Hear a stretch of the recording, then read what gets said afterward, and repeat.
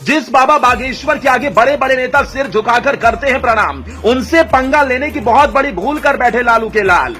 तेज प्रताप यादव पर सत्ता का भूत सवार हुआ तो बाबा धीरेन्द्र शास्त्री ने भी पर्ची पर लिखकर भविष्यवाणी कर दी।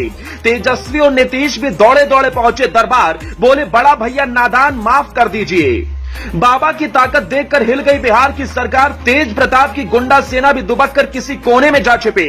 बाबा ने खाई कसम, सबकी बंधेगी ठठरी। जिस जगह पर मिली धीरेन्द्र शास्त्री को धमकी, वहां सज गया भव्य दरबार। हनुमंत कथा में भीड़ देखकर उड़ गए तेजू भैया के तोते। शेर हैं बागेश्वर सरकार। बड़ बोले तेज प्रताप की एक गलती उनकी कुर्सी पार्टी से लेकर नीतीश के लिए भी आफत बन गई। 2024 में पूरा गठबंधन करेगा बाबा के प्रकोप का सामना। नीतीश पीएम छोड़िए सीएम भी नहीं रह पाएंगे। जी हां, बाबा बागेश्वर को पहले भी चुनौतियां दी गई, पहले भी उन्हें धमकाया गया, पहले भी उनके ऊपर सवाल खड़े किए गए, लेकिन जो भी बाबा के सामने आया वो कुछ नहीं कर पाया।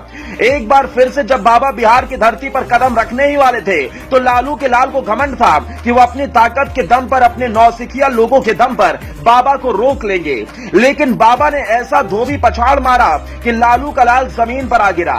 जिस बाबा के आगे बड़े बड़े मंत्री पानी भरते हैं, उस बागेश्वर बाबा ने तेज प्रताप को छठी का दूध याद दिला दिया। तेज प्रताप बाबा के सामने बदमाश बनने की कोशिश कर रहे थे, लेकिन बाबा ने ऐसा दाव दिखाया कि खुद की गले में सांस अटक गई।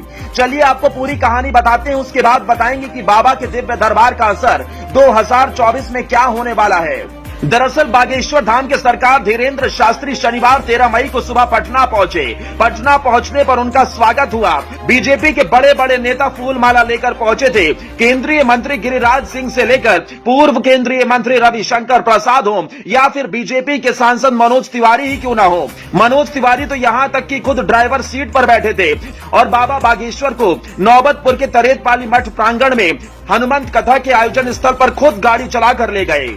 इसको लेकर पटना जिला प्रशासन और पुलिस प्रशासन भी पूरी तरह मुस्तैद है। बाबा की सुरक्षा में कोई चूक न हो, इसे लेकर चाक चौबंद व्यवस्था की गई। विशेष पुलिस बल तैनात किया गया। लेकिन इस कथा से पहले एक बड़ा विवाद खड़ा हो गया और ये विवाद लालू के लाल तेज प्रताप ने खड़ा किया। तेज प्रताप ने कहा कि धीरेन्द्र शास्त्री को बिहार में आने नहीं दिया जाएगा। तेज प्रताप ने यह तक दावा किया कि इसके लिए उन्होंने एक सेना भी तैयार कर ली, जिसके बाद बीजेपी भी लालू के लाल पर हमलावर हो गई। तेज प्रताप ने धमकी भरे अंदाज में कहा था कि अगर बागेश्वर बाबा हिंदू मुसलमान भाई को लड़वाने के लिए आ रहे हैं तो मैं उनका विरोध करूंगा, मैं उनका हवाई अड्डे पर घेराव करूंगा। लेकिन तेज प्रताप यादव अपने जाल में खुद फंस गए। जिस बिहार को वो अपनी जागीर समझ बैठे थे, जिस बिहार में उनकी सरकार चल रही है, अब वही सरकार बाबा बागेश्वर के चरणों में नतमस्तक है। तेज प्रताप के भाई की पुलिस बाबा की सुरक्षा में लगी हुई है और बेचारे तेजू राम देखते रह गए। जो तेज प्रताप अपने बाप की ताकत पर फुदक रहे थे, वो खोखली ताकत बाबा की ताकत के आगे हवा में उड़ गई, क्योंकि बाबा ने जो कहा वो करके दिखाया।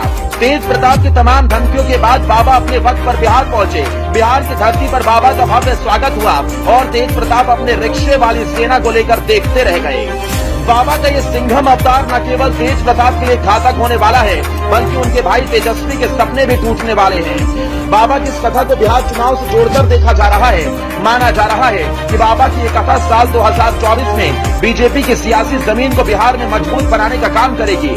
बिहार के लोग भी बाबा के आने से बेहद खुश नजर आए। आपको बता दें कि बागेश्वर धाम के पीठाधीश्वर पंडित धीरेन्द्र कृष्ण शास्त्री की बिहार की राजधानी पटना में हनुमंत कथा चल रही है। धीरेन्द्र शास्त्री का ये कार्यक्रम 13 तारीख से शुरू हुआ और 17 मई तक पटना के गांधी मैदान में चल रहा है। बागेश्वर धाम से इसकी आधिकारिक घोषणा पहली हुई। तो आपका बाबा की इस एक्शन पर क्या कहना है और क्या आपको लगता है कि बाबा की ताकत के आगे लालू का लाल बेहाल हो गया? कमेंट करके जरूर बताएं।